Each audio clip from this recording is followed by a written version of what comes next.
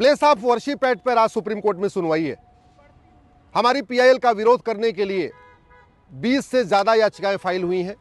इसमें दिल्ली के पूर्व एलजी नजीब जंग साहब आ गए हैं, पूर्व मुख्य चुनाव आयुक्त एसवाई कुरैशी जी भी आ गए हैं, हिस्टोरियन रोमिला थापर जी भी आ गई हैं।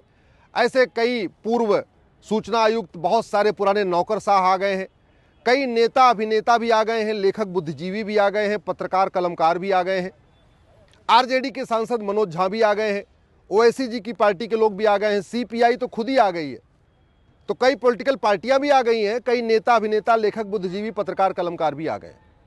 उनका यह कहना है कि जो हमारी याचिका है उसको खारिज कर दिया जाए और प्लेस ऑफ वर्शिप एक्ट को बरकरार रखा जाए। पहली बात तो प्लेस ऑफ वर्शिप एक्ट को जरा ध्यान से गूगल करके ध्यान से पढ़िए। ये प्लेस ऑफ वर्शिप एक्ट है, प्लेस ऑफ प्रेयर एक्ट नहीं है। प्लेस ऑफ वर्शिप मतलब पूजा स्थल और प्लेस ऑफ प्रेयर मतलब प्रार्थना स्थल। तो ये पूजा स्थल की बात करता है, न कि प्रार्थना स्थल की, यानी मंदिर की बात करता है, न कि मस्जिद की बात करता है।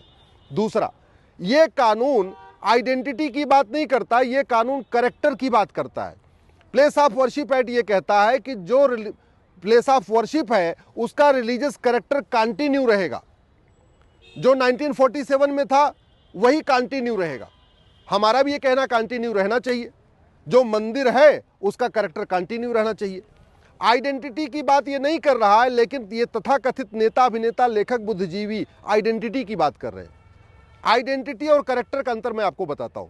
इस समय मैं सुप्रीम कोर्ट में हूं और काले कोर्ट में हूं, तो बाहर से मुझे कोई भी देख के कह सकता है मैं वकील हूं। मैं हॉस्पिटल में जाऊं और सफेद में कोट पहन लूं तो मुझे कोई भी देख के ये मान लेगा कि मैं डॉक्टर हूं। मैं पुलिस लाइन में जाऊं और खाकी वर्दी में रहूं तो मुझे कोई भी देख के मान लेगा कि मैं इंस्पेक्टर हूं या कप्तान हूं। अगर मैं तिलक लगा लूं, भगवा एक धारण कर लूं तो मुझे कोई भी देख के मान लेगा कि मैं तो हिंदू हूं। मैं अगर टोपी लगा लूं और दाढ़ी बड़ी कर लूं तो मुझे कोई भी देख के मानेगा मैं तो मुस्लिम हूं। मैं साफा बांध लूं तो मुझे कोई भी देख के मान लेगा मैं तो सिख हूं। मैं क्रॉस पहन लूं तो कोई भी मुझे देख के मानेगा मैं क्रिश्चियन हूं। लेकिन मेरा कैरेक्टर क्या है ये देखने से पता नहीं चलेगा। कैरेक्टर के लिए सर्वे करना पड़ेगा, कैरेक्टर के लिए जांच करना पड़ेगा। वैसे ही ढांचा देख के आप ये नहीं कह सकते कि ये मंदिर है कि मस्जिद है। मंदिर के लिए एक बहुत सुप्रीम कोर्ट भी कई बार कह चुका है, once a temple always a temple. एक बार मंदिर बन गया, वहां प्राण प्रतिष्ठा हो गई, वहां पूजा पाठ शुरू हो गया, तो वो हमेशा ही मंदिर रहेगा जब तक कि वहां पे विसर्जन न हो जाए। हिंदू लॉ के अनुसार एक बार मंदिर में प्राण प्रतिष्ठा हो गई तो उसका चाहे मंदिर गिर जाए, दीवारें गिर जाए, ढांचा टूट जाए या कुछ भी हो जाए, कोई फर्क नहीं पड़ता। उसका धार्मिक चरित्र वैसे ही बरकरार रखेगा। इस्लामिक लॉ के अनुसार मस्जिद वहां बनती है जो भूमि समतल हो, वर्जिन भूमि होनी चाहिए। किसी के ढांचे को तोड़ के ऊपर मस्जिद बनाना वो मस्जिद नहीं, मस्जिद जर्रार कहलाती है। तो हिंदू लॉ के अनुसार once a temple always a temple, और इस्लामिक लॉ के अनुसार मस्जिद समतल जमीन पे बननी चाहिए। मस्जिद जो जमीन हो वो या खरीदी गई जमीन हो या पुश्तैनी जमीन हो या किसी ने अपनी इच्छा से दान किया हो। अब ये जो काशी मथुरा भद्रकाली भोजशाला अटाला है, ये मंदिर है कि मस्जिद है, ये ढांचा देख के तो आप नहीं बता सकते। आपको उसका जांच करना पड़ेगा। और दूसरी बात ये कि कुछ लोग कहना नहीं वहां तो नमाज पढ़ी जा रही इसलिए वो मस्जिद हो गई। मैं दिल्ली में यहाँ पे जामा मस्जिद है, बड़ी फेमस मस्जिद है, हर फ्राइडे को बड़ी नमाज होती है। मैं एक दिन जाऊं, टोपी लगा लूं, दाढ़ी बढ़ा लूं और नमाज जब हो रही है तो मैं भी चला जाऊं, लेकिन मैं नमाज न पढ़ूं, मैं चुपचाप मन में हनुमान चालीसा पढ़ूं, तो क्या जामा मस्जिद मंदिर हो जाएगा क्या? नहीं। ऐसे ही हमारे मंदिर में कोई आके नमाज पढ़ दे तो हमारा मंदिर मस्जिद नहीं हो जाएगा। किसी गुरुद्वारे में जाके कोई नमाज पढ़ दे चुपचाप बिना बताए तो गुरुद्वारा भी जो है वो मस्जिद नहीं हो जाएगा। किसी जैन मंदिर में कोई जाके नमाज पढ़ दे तो जैन मंदिर मस्जिद नहीं हो जाएगा। पार्क में आप नमाज पढ़ दीजिए तो पार्क भी आपका मस्जिद नहीं हो जाएगा। सड़क किनारे आप नमाज पढ़ दीजिए तो सड़क भी मस्जिद नहीं हो जाएगा। मस्जिद के लिए 3 कंडीशन है। जमीन समतल होनी चाहिए, जमीन खरीदी गई होनी चाहिए, या जमीन अपनी इच्छा से दान की हुई होनी चाहिए। जबरन किसी की जमीन लेके उस पर मस्जिद नहीं बनती, उसको मस्जिद जर्रार कहते हैं। दूसरों के ढांचे के ऊपर कब्जा करके मस्जिद नहीं बनती, उसको मस्जिद जर्रार कहते हैं और वहाँ नमाज पढ़ना हराम माना गया है। इसलिए मैं कह रहा हूँ ये जितने भी मठ मंदिर के जितने भी स्थान हैं जहां विवाद है, इसका सर्वे होना चाहिए। और एक बात और, अगर आप लोकतांत्रिक देश में जहां भारत का संविधान चल रहा है, यहां पे अगर आप कोर्ट का दरवाजा बंद करेंगे तो भीड़ तंत्र हावी हो जाएगा। ये जो कई सारे नेता, अभिनेता, लेखक, बुद्धिजीवी, पत्रकार आए हैं, उनकी एक ही दलील है कि अगर प्लेस ऑफ वर्शिप एक्ट खत्म हो जाएगा तो अराजकता फैल जाएगी।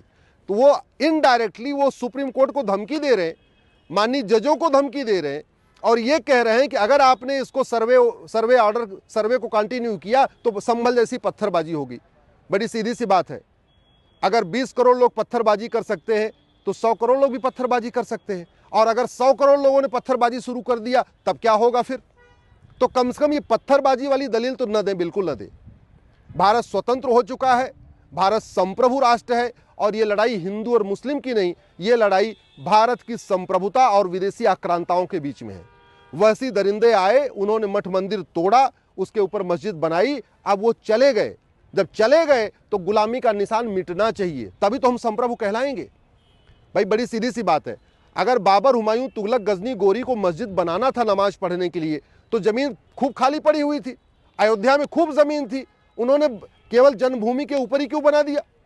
बनारस में खूब खाली जमीन थी, उन्होंने बाकायदा मंदिर के ऊपर मस्जिद क्यों बनाया? मथुरा में खूब जमीन खाली पड़ी थी, वो कहीं भी मस्जिद बना लेते, लेकिन नहीं, जन्मभूमि के ऊपर ही मस्जिद बनाया। आक्रांताओं ने एक भी मस्जिद समतल जमीन पे नहीं बनाया। उन्होंने 100% जितनी भी मस्जिदें बनाई वो मंदिरों के ऊपर बनाई, क्योंकि उनको भारतीयों का स्वाभिमान कुचलना था। न तो विदेशी आक्रांताओं ने एक भी नया शहर बसाया, न एक भी नई मस्जिद बनाई। जो यहाँ के बसे बसाए शहर थे उनका नाम बदल दिया, और जो यहाँ के बने बनाए मंदिर थे उनका गुंबद बदल दिया। ये कड़वी सच्चाई है। इसलिए मैं, चाहे वो रोमिला थापर हो, मुझे तो बड़ा आश्चर्य हो गया, महात्मा गांधी जी जो पूरे जिंदगी हे राम कहते रहे, उनके परपोते तुषार गांधी भी आ गए सुप्रीम कोर्ट में। तुषार गांधी जी भी कह रहे हैं ये कानून चलना चाहिए, इसका मतलब बाबर, हुमायूं, तुगलक, गजनी, गोरी के जो इलीगल काम हो उसको कंटिन्यू करना चाहिए। और एक बात और, भारत में किसी भी विवाद के समाधान के लिए कोई न कोई रास्ता होता है। जैसे आर्बिट्रेशन एक्ट में ये कहा गया है कि आप कोर्ट नहीं जाएंगे, पहले आर्बिट्रेशन करेंगे, आर्बिट्रेशन फेल हो जाएगा फिर कोर्ट जाएंगे। वक्फ एक्ट में क्या कहा गया है कि अगर आपका कोई विवाद है तो आप वक्फ बोर्ड में आएंगे, वक्फ ट्रिब्यूनल में आएंगे, यहां अगर आपको न्याय नहीं मिलेगा तो हाई कोर्ट में जाएंगे। तो वक्फ बोर्ड जैसे घटिया कानून में कम से कम एक रास्ता दिया हुआ है वक्फ बोर्ड, वक्फ ट्रिब्यूनल जाने का। ये कानून तो वक्फ बोर्ड से भी घटिया है, वक्फ एक्ट से भी महा घटिया है।